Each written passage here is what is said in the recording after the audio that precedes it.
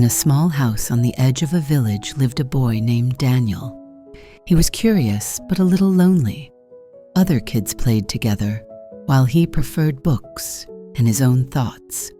Daniel had a kind heart, but sometimes he lacked confidence. One day, when his mom asked him to take some old boxes to the attic, he discovered something strange: a large old mirror in a carved wooden frame. The glass was a little foggy, but when Daniel stepped closer, it reflected him so clearly that it felt like a different boy was staring back. He leaned in, and suddenly, his reflection blinked at a different time than he did. Daniel jumped back, his heart pounding. But when he looked again, the reflection acted normal, copying his every move. "Must have been my imagination," he whispered. Still, something deep inside him felt a spark of curiosity. What if the mirror wasn't just an ordinary mirror? That night, Daniel couldn't sleep. It felt like the mirror was calling him back. The next day after school, Daniel couldn't resist. He climbed up to the attic again. Sunlight peeked through a small window, and the dust floated in the air like golden fog.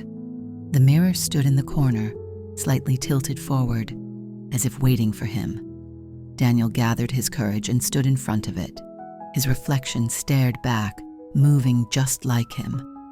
But when Daniel tilted his head and softly whispered, "Hello," the reflection blinked and answered, "Hello, Daniel." He froze. His heart pounded so loudly he could hear it. You can talk," he whispered. "Yes, I'm your other you," said the reflection with warm, friendly eyes. "But I can only appear when you truly want to see me." Daniel swallowed. He wasn't sure whether to run or stay, but his curiosity won. "Why haven't I ever heard you before?" "Because you never dared to ask," the mirror boy replied. Inside, Daniel felt something shift. This wasn't just a strange moment. It was the beginning of something big.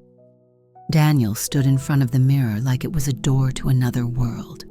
His reflection wasn't just a copy anymore. It had its own voice, its own thoughts. "Do you know things about me that I don't?" Daniel finally asked. "A lot," the reflection replied softly. "I see what you try to hide from others." Daniel frowned. "Like what?" "You tell your classmates you're not scared to speak in front of the class, but inside you're terrified. You laugh when others get teased, but really it hurts you." Daniel's cheeks turned red. These were his deepest secrets. How could the reflection know? "How do you know this?" The reflection smiled gently. "I am you. I'm your thoughts, your feelings, the parts you even hide from yourself." Daniel felt a strange mix of fear and relief. It was scary having someone know him so well, but it felt good not to be alone with his thoughts. "So, are you my friend?" he asked carefully. "If you'll let me be," said the reflection. Daniel smiled. He had never guessed a mirror could hold a friend. From that night on, Daniel talked to his reflection every evening. When the room was quiet, he'd sit in front of the mirror and wait for the other boy to blink or smile, and the conversation would begin. "They called me to the board again today," Daniel sighed, "and I forgot how to spell a word."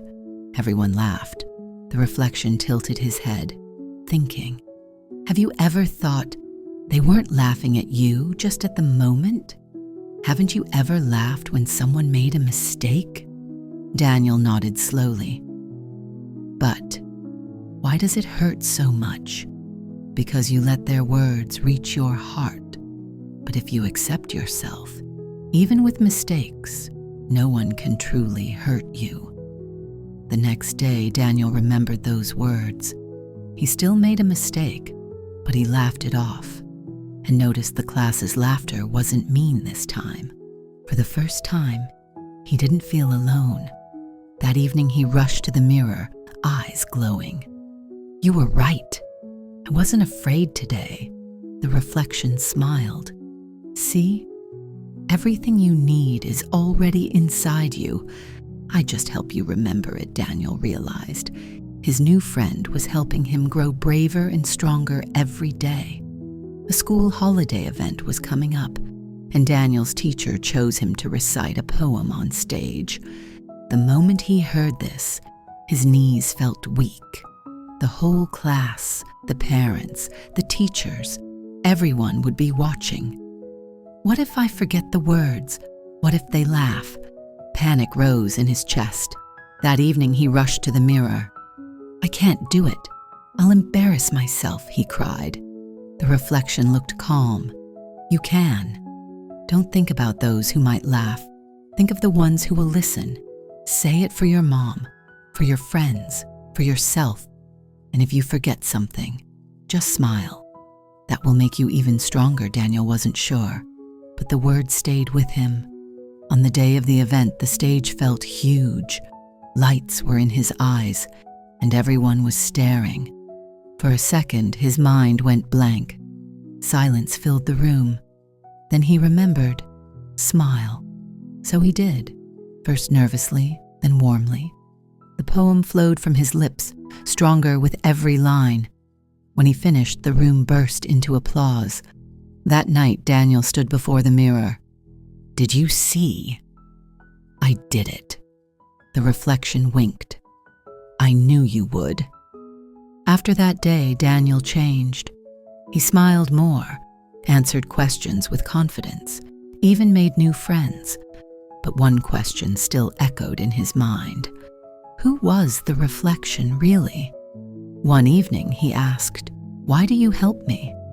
The reflection answered, "Because you created me. I'm your courage, your voice, the part of you that's always been there. You just didn't listen until now." Daniel blinked. "So, you're me?" The reflection smiled. "Yes.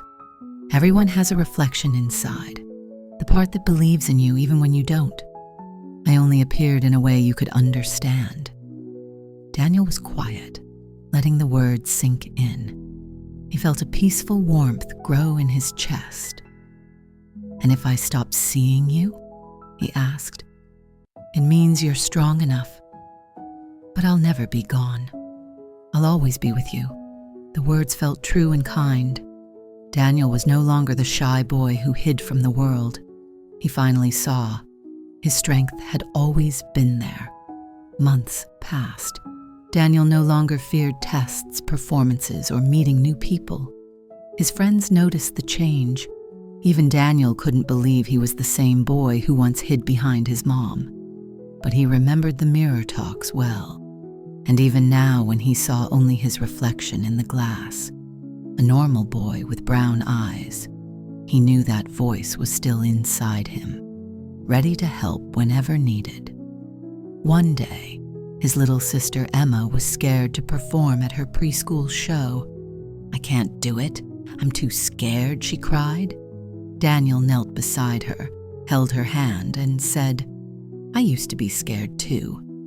But I found a voice inside me that helped me be brave. You have one too. Try to listen for it." Emma looked at him with wide eyes. For the first time, there was hope in her face. Daniel smiled, knowing his story wasn't just his anymore. It had become his strength, and now he could pass it on.